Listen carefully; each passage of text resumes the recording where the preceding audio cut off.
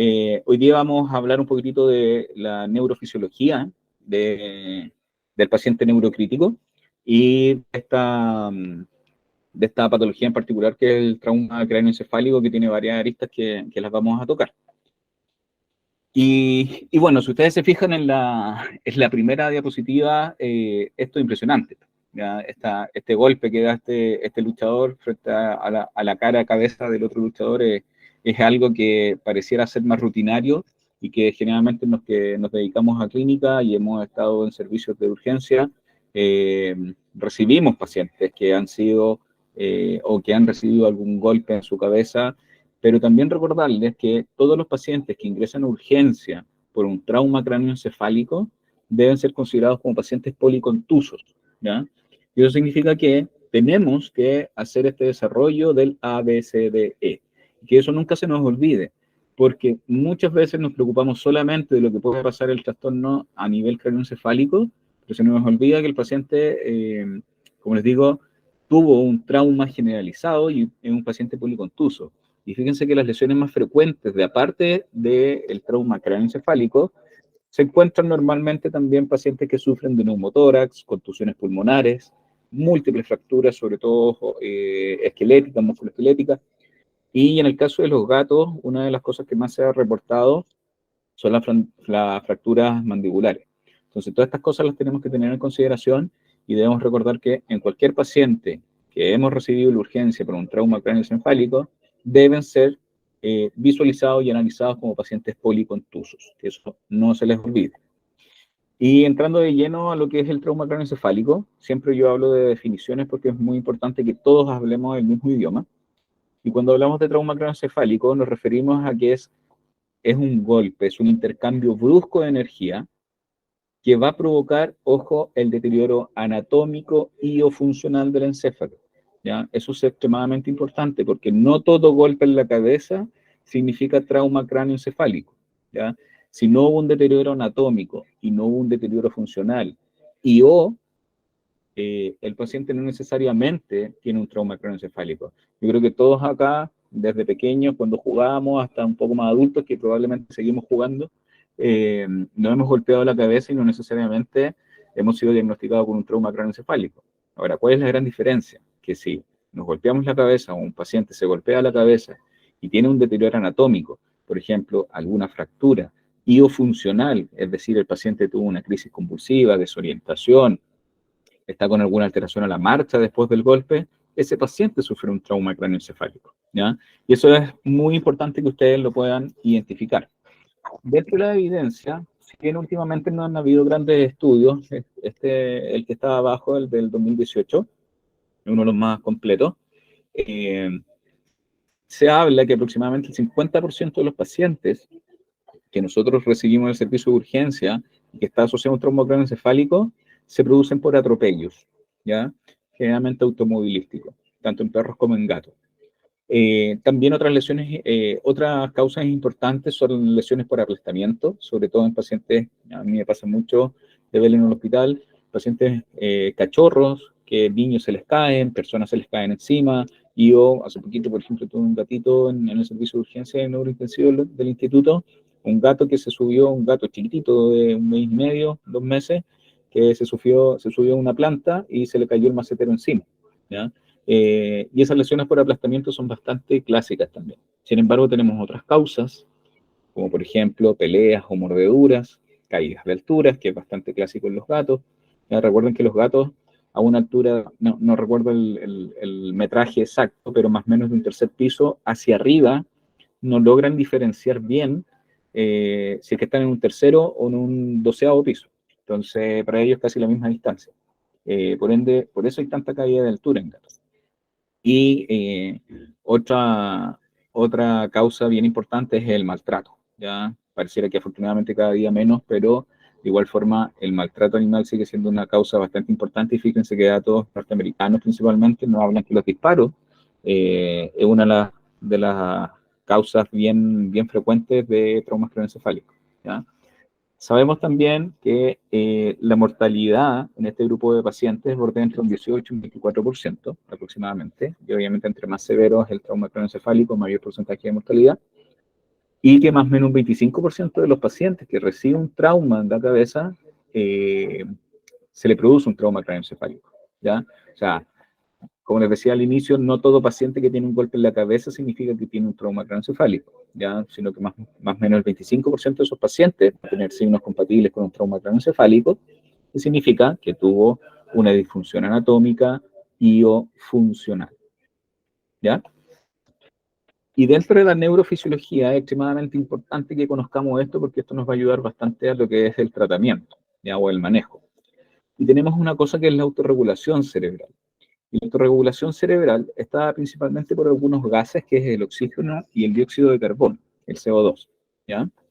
Y si nos centramos en la imagen del medio, cuando tenemos pacientes con una normocapnia, es decir, concentraciones de presiones arteriales de CO2 entre 35 o 45 milímetros de mercurio y concentraciones de presiones arteriales de oxígeno mayores a 80 milímetros de mercurio, normalmente ese paciente va a estar con una perfusión cerebral bastante estable al cerebro, ¿ya?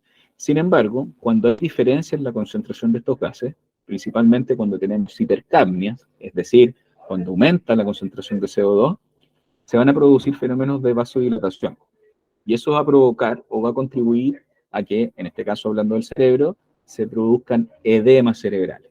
Y por su contraparte, si existe hipocapnia, es decir, bajas concentraciones de CO2, estamos hablando generalmente menos de 30 milímetros de mercurio, se va a producir este otro fenómeno que es de vasoconstricción.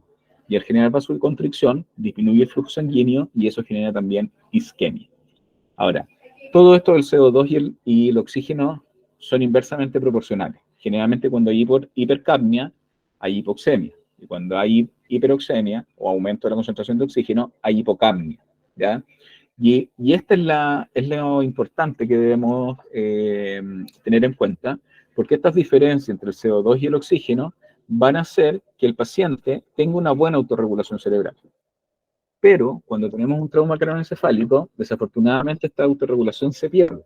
Si miramos el gráfico que está acá al lado izquierdo, fíjense que en un cerebro normal, la autorregulación cerebral se presenta principalmente cuando tenemos en un paciente normal presiones arteriales medias entre 50 y 150 milímetros de mercurio.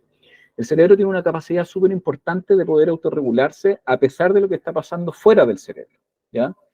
Pero cuando tenemos un cerebro enfermo, o con una lesión en este caso, ese parámetro, ese margen que es bastante amplio, se reduce. Y fíjense, en un paciente que tiene un cerebro lesionado, desde 50 a 150 milímetros de mercurio, que tenemos ese rango para jugar, para poder autorregularnos, se reduce y se reduce entre 70 y 110 milímetros de mercurio, y eso, ¿qué quiere decir? Que va a empezar a depender de factores externos, ¿ya? Sobre todo de la presión arterial media, ¿ok? Y cuando empieza a disminuir la presión arterial media, significa que va a llegar menos oxígeno al cerebro, se va a acumular más CO2, se va a producir lo que veíamos en una vaso. Si hay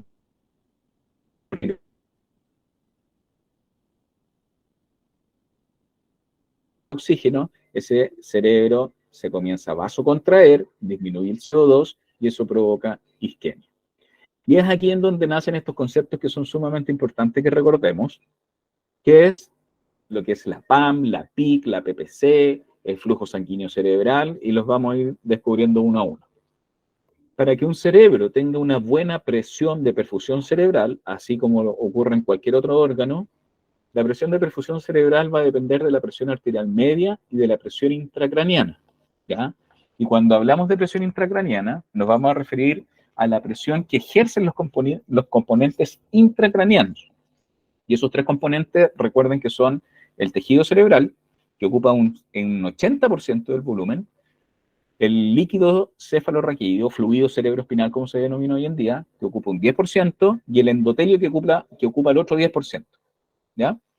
Y eso hace el volumen cerebral que bordea entre 5, 7 milímetros de mercurio a 12, 15 milímetros de mercurio. Esos son los rangos de presión intracraneales normales, entre 7 a 12, 5 a 12 aproximadamente, ¿ya? Ahora, ya tengo una presión, pero también necesito que aparte de tener una presión, tenga un flujo sanguíneo ese cerebro. Y ese flujo sanguíneo va a depender de la presión de perfusión cerebral y la resistencia vascular cerebral, que como ocurre con cualquier otra parte, por ejemplo en el corazón, esta resistencia vascular cerebral va a estar dada por el gasto cardíaco y por el diámetro del vaso sanguíneo. Y todos estos componentes comienzan a ser extremadamente preponderantes cuando tengo un cerebro enfermo. ¿Por qué? Porque se va a perder esta capacidad para autorregularse. Entonces el paciente va a empezar a depender de esta resistencia vascular, del gasto cardíaco, va a empezar a depender del diámetro del vaso sanguíneo y de la presión arterial media, sí o sí, o con un margen mucho más reducido, ¿ya? Recordemos también que el cerebro es un órgano extremadamente importante, sobre todo para nosotros que nos dedicamos a neurología, según nosotros el órgano más importante, pero si le preguntan a un cardiólogo del corazón, y así sucesivamente con la especialidad. Pero recuerden que el cerebro recibe más o menos entre un 15 a un 20% del gasto cardíaco. El cerebro es uno de los órganos que tiene una mayor tasa de consumo de oxígeno. Y también recuerden que el cerebro es uno de los principales consumidores de oxígeno, de glucosa, ¿ya? Y no tiene reservas de glucosa, no tiene reservas de glucagón. Entonces es un cerebro que depende netamente de esta energía externa también, ¿ya? No tiene capacidad ni de almacenaje ni de producir glucosa. Entonces depende de la glucosa externa para poder tener energía, ¿ya? Entonces, es un órgano que, como les digo, cuando está sano, afortunadamente tiene un margen de regularse o de autorregularse extremadamente amplio. Pero cuando se enferma, ahí empieza a generarse problemas. Por el momento, ¿alguna duda? ¿Algún comentario? Por ahora en el chat no, si alguien quiere comentar algo. Si voy muy rápido, muy lento, me avisan. ¿Bien? Parece que todo claro. Perfecto, gracias.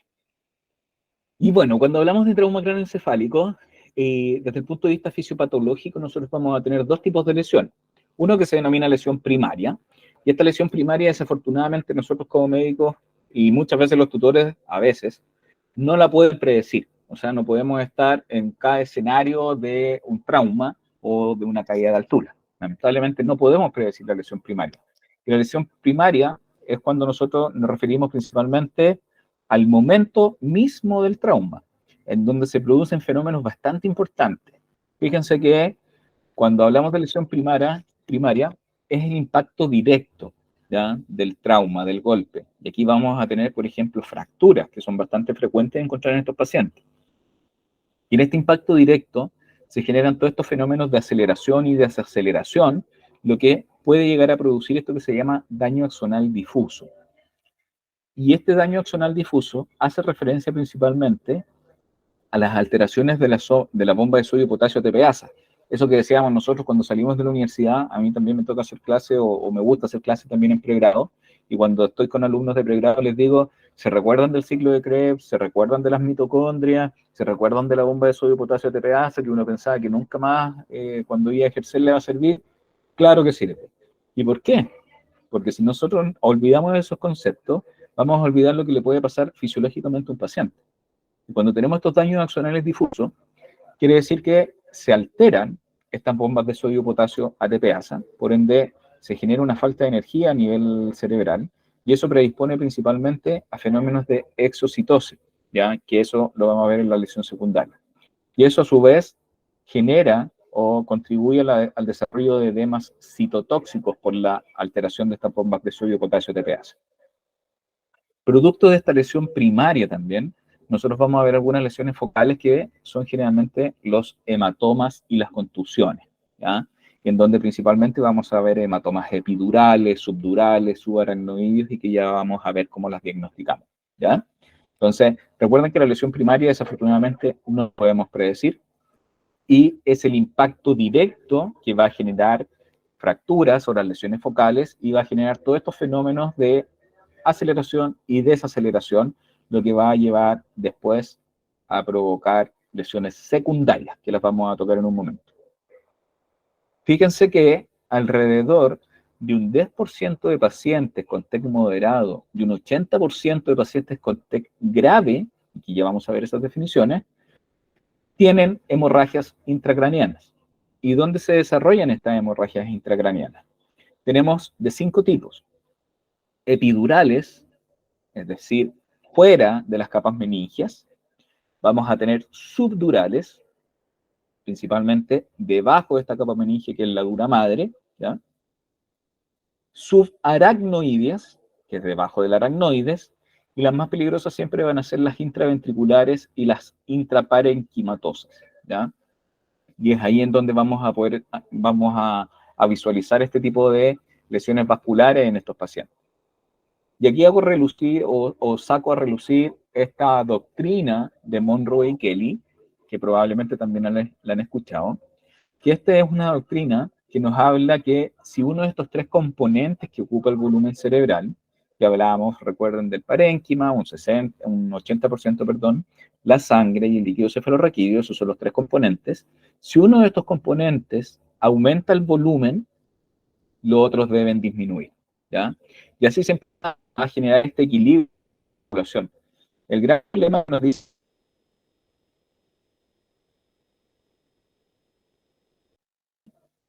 es que el cerebro, si bien tiene una gran capacidad para autorregularse, como vemos acá en el 1, en el 2 y en el 3, si a este cerebro, por ejemplo, le ponemos una masa o le ponemos un hematoma, cuando alcance su límite, rápidamente se descompensa y genera signos clínicos.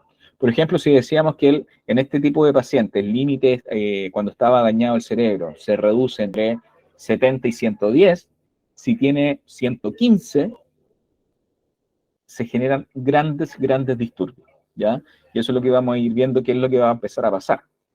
Y eso empieza a pasar con la lesión secundaria, que todos estos fenómenos que están ocurriendo, que ocurrieron en la lesión primaria de golpe, contragolpe, hematomas, hemorragias, comienzan a producir estos fenómenos ya más bien celulares.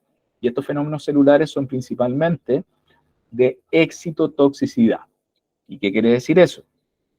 Que cuando el paciente tiene este tipo de lesiones, tiene estas fallas en las bombas de sodio-potasio TPasa, comienzan a producirse fenómenos de despolarización, comienza a ingresar sodio y calcio a la célula, lo que va a llevar a producir radicales libres y generar un daño oxidativo, ¿ya? Y esto empieza a ocurrir generalmente después de unas 24 o 48 horas de ocurrido el trauma, ¿ya? O sea, no es que necesiten pasar semanas para que se desarrolle esto puede suceder en horas, ¿ya? Ahora, estos fenómenos de excitotoxicidad, como les decía, y estos daños de bombas de sodio y potasio TPasa generan estos edemas citotóxicos que generan bastante disturbio porque siguen todo este proceso de excitotoxicidad y acompañan en este momento las despolarizaciones. Hay depresión de ATP y esta excitotoxicidad también está mediada muchas veces por un aumento de neurotransmisores excitatorios que es el glutamato. Por eso muchas veces estos pacientes incluso pueden tener crisis convulsivas, ¿no? Ahora, además, si le sumamos que estos pacientes pueden tener hemorragias cerebrales, aumenta la concentración del fierro o hay una alteración con el depósito de hemoglobina, ¿ya? Y se empiezan a producir varios fenómenos de aumento de mediadores de inflamaciones como el óxido nitroso, ya citoquinas, y esto va a llevar también a generar disrupciones de la barrera hematoencefálica. El problema de todos estos fenómenos, que además incluimos el exceso de catecolaminas y muchas veces hipoperfusión cerebral, todo esto, como les digo, contribuye a la formación o producción de radicales libres, todo este daño oxidativo, lo que lamentablemente vamos a producir necrosis neuronal y apoptosis de esas células neuronales, ¿ya? Y obviamente secuelas graves para el paciente. Eduardo, hay una pregunta. Sí, por Perdón, favor. dice, buenas noches, Doc. ¿Se puede hacer alguna suposición de daño cerebral con un ecocardio midiendo gasto cardíaco? Es difícil, ¿ya? ¿En qué sentido? Si bien es cierto, todo nos ayuda, recuerden que para la autorregulación cerebral, si bien es cierto, el gasto cardíaco es importante, si tenemos un cerebro sano, la verdad es que el cerebro no va a estar 100% dependiente de esto, porque tiene una máquina para seguir funcionando. Porque muchas veces vemos pacientes cardiópatas descompensados, con insuficiencias cardíacas congestivas que pueden tener varias anormalidades hemodinámicas, pero aún así mantienen funciones cerebrales bastante aceptables, ¿ya? Pero si ese es un paciente que tiene una alteración cardiológica y ahora le sumamos una lesión cerebral, como puede ser un trauma o incluso una masa cerebral u otras, claro, son pacientes que rápidamente se pueden descompensar. Ahora, cualquier estudio que nos ayude, ya sea a poder medir gasto cardíaco, yo sé que hoy en día hay máquinas, incluso monitores multiparámetros y parámetros ecográficos que nos pueden ayudar a determinar el gasto cardíaco. Si es que no hay una lesión cerebral evidente, la verdad es que probablemente no vaya a haber un fenómeno tan deleterio al cerebro, ¿ya? Pero que nos ayuda, obviamente nos ayuda, ¿ya? Ahora, hay, y lo vamos a ver, herramientas específicas para el cerebro, ecográficas, ¿ya? Y si no me equivoco, la doctora Toledo tiene una clase de eso que va a ahondar y yo voy a dar una pincelada ahora, pero hay otras herramientas para determinar a nivel cerebral ciertos fenómenos. No sé si hay alguna duda, otra duda por el momento.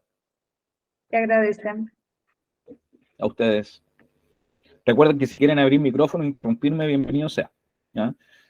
A nosotros como profe hablarle a una pantalla es un poco no tan ideal, pero siempre nos gusta más esta interacción presencial, pero sabemos que con esto también podemos contribuir a varios colegas y de varios lados. Así que, como les digo, si quieren abrir su micrófono e interrumpirme, bienvenido sea. Bueno, y una de las dudas bastante frecuentes que se produce cuando tenemos pacientes con traumas craneoencefálicos, aquí, no sé si acá se puede levantar la mano, hacer una especie de encuesta, pero ¿cuántos de ustedes han administrado corticoides a los pacientes que tienen un trauma craneoencefálico? No sé si por ahí el chat, y díganlo con toda sinceridad. No sé si hay respuesta ahí en el chat de si dan Anímense, corticoides. vamos contando, sí o no. Vamos con un sí, 1000 veces sí. Vamos 2 por sí, 3 por sí.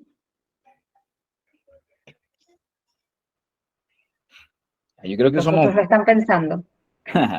Miren, yo personalmente y actualmente no conozco a nadie que no haya dado corticoide en un trauma craneoencefálico, en un trauma medular, incluso en hernias discales, ¿ya? Y hoy en día esto sigue siendo controversial, ¿ya? Yo no soy el dueño de la verdad. Sin embargo, la pregunta no es si es que le puedo dar o no le puedo dar, sino cuál es el objetivo del que le esté dando un corticoide, ¿ya? Porque, ojo, más encima nosotros los corticoides que damos generalmente es el que tenemos a disposición en hospital, y al menos acá en Chile, el corticoide que más se utiliza es la dexametasona. Es casi que hay una, no sé si pasará en otros países, pero es casi que no se te muera el paciente si no le administra dexametasona o un corticoide, ¿ya? Y yo creo que el tema no es dar o no dar, el tema es para qué, ¿ya? Y en estos pacientes, fíjense que a pesar de que se producen edemas, el edema que contribuye o que es preponderante en estos pacientes es el edema citotóxico, ¿ya? No un edema vasogénico, que en donde sí en ese caso los corticoides van a ser de ayuda. ¿Y qué nos dice la evidencia? Porque esto no es algo que diga yo. Fíjense que hay libros, por ejemplo, publicados del año 2018 de la Basada, que es un libro de emergencia y cuidados críticos, en donde los propios autores de este libro dicen que el uso de corticoides para los pacientes con trauma craneano no es parte del cuidado rutinario de los autores de este libro, ¿ya? Entonces, eso ya no lo estoy diciendo yo. ¿Y por qué? Porque hay varios estudios, dentro de ellos el estudio Cochrane y el estudio Crash, que son de humanos principalmente, porque en veterinario lamentablemente no tenemos mucha evidencia. Fíjense que en este estudio Crash, que fue publicado hace varios años atrás, así como esta revisión sistemática del uso de corticoides en trauma craneoencefálico, miren, acá se analizaron casi 10.000, un poquito más de 10.000 pacientes humanos, los cuales tuvieron traumas craneoencefálicos, y después de un tiempo se evaluó y se vio qué tan beneficioso fue darles corticoides. Y desafortunadamente, el grupo de pacientes que se le dio corticoides tuvo mayor porcentaje de mortalidad y de efectos secundarios. Y fíjense también en humanos que ya hay guías internacionales, en este caso publicados en la Intensive Care Medicine del año 2019, En este consenso de trauma craneoencefálico, hablan de que los tratamientos que no se recomiendan son el uso rutinario de esteroides. Y esto es principalmente, muchachos, porque el edema que se produce acá es citotóxico. Y con los corticoides no vamos a tratar el edema citotóxico. Ahora, si ustedes pueden utilizar, y si tienen a la mano imágenes como son una resonancia magnética sobre todo, y secuencias FLAIR, que probablemente fueron las que vieron en la clase pasada, y si hay evidencia y un edema que probablemente sea vasogénico, perfecto, utilícenlo. Pero si tienen la duda si utilizar o no utilizar corticoides en un paciente con trauma craneoencefálico, es mejor que no. Recuerden también que los corticoides aumentan la glicemia y eso también puede ser hasta proinflamatorio. Entonces, y aumenta el metabolismo. Entonces, no es recomendable. Incluso los artículos veterinarios sugieren e indican que los pacientes que más encima tienen traumas craneoencefálicos y le administramos dosis de corticoides, tienden a sufrir de otros desbalances como son producir vómitos, diarreas, hiperglicemias, etc. ¿Ya? Y ojo también que además que las dosis que utilizamos a veces me ha tocado ver y son más o menos descabelladas. ¿Ya? O sea, si van a utilizar, utilícenlas en dosis antiinflamatorias y no inmunomediadas. Y recuerden que si utilizan dexametasona, las dosis son mucho menores porque la dexametasona es un corticoide extremadamente potente. ¿Ya? Así que mi sugerencia es que no. Y yo antes de no saber esto, afortunadamente hace varios años atrás, paciente con trauma craneoencefálico que recibíamos, ya, ok, le ponemos o no le ponemos corticoides, perfecto, pongámosle. Y empecé a no utilizar, me empecé a dar cuenta que a lo mejor no veía una diferencia tan notoria, pero al menos no tenía efectos secundarios. ¿Ya?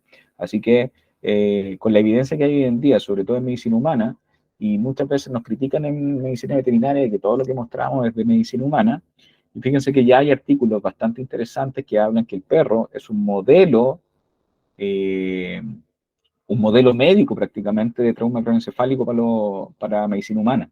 Entonces, probablemente lo que hacen en medicina humana se puede replicar en nuestros pacientes. ¿Ya?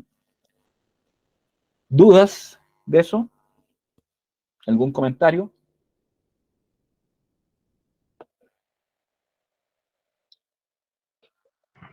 Si alguien quiere levantar la mano o abrir el micrófono. Alguien que no esté de acuerdo conmigo sería ideal. Generalmente se arma el debate, parece que los convenciste. Parece que los convencí, excelente. Ya, eso me gusta. Ya, pero quien tenga alguna duda o quien esté en desacuerdo conmigo, Te preguntan por la furosemida. furosemida, la verdad es que no está escrito en estos casos que pueda beneficiar.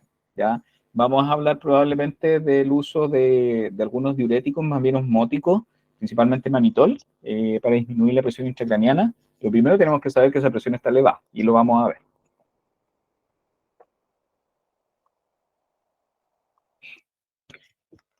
Bueno, si no hay más preguntas o si es que van a empezar a surgir, ahí por favor me las vas comentando. Bueno, y el Perfecto. manejo, gracias. Y el manejo clínico de esto, que esto es lo que les interesa a ustedes. Si bien es cierto, todo lo que les acabo de comentar es un poquito fisiológico, es algo hasta de repente intangible, pero es extremadamente necesario que lo sepamos, porque sin fisiología y sin fisiopatología, la verdad es que es imposible que entendamos cómo se producen estos fenómenos. Ahora viene lo más práctico, que es el manejo clínico. Como les decía, afortunadamente he tenido la suerte de aprender de algunos médicos humanos, y esto en una conferencia que fui me quedó súper metido en mi cabeza, y esto lo expuso un neurocirujano intensivista que acá en Chile, que es la clínica inglesa, que lo publicó habló de 4 conceptos en los pacientes que tienen traumas craneoencefálicos. Y el primer concepto que habló y que nos dijo, en esa charla me recuerdo perfecto, que tiempo es cerebro y cerebro es vida. ¿Ya? Mientras antes y mejor atendamos a estos pacientes, mayores probabilidades de sobrevivir. Segundo, debemos ser capaces de controlar la lesión secundaria, porque desafortunadamente muchas veces la lesión primaria no la podemos predecir. ¿Ya? Y en conjunto con el control de esta lesión secundaria, debemos entregarle una neuroprotección fisiológica al paciente. Y ya vamos a ver cómo se hace. Lo otro es súper importante que ustedes como clínica lo manejen y sean honestos y sean sinceros, que si eventualmente no tienen las herramientas, no tienen las capacidades, que espero que después de esta clase a lo mejor algo, quien no se dedique al área, algo le quede en el tintero.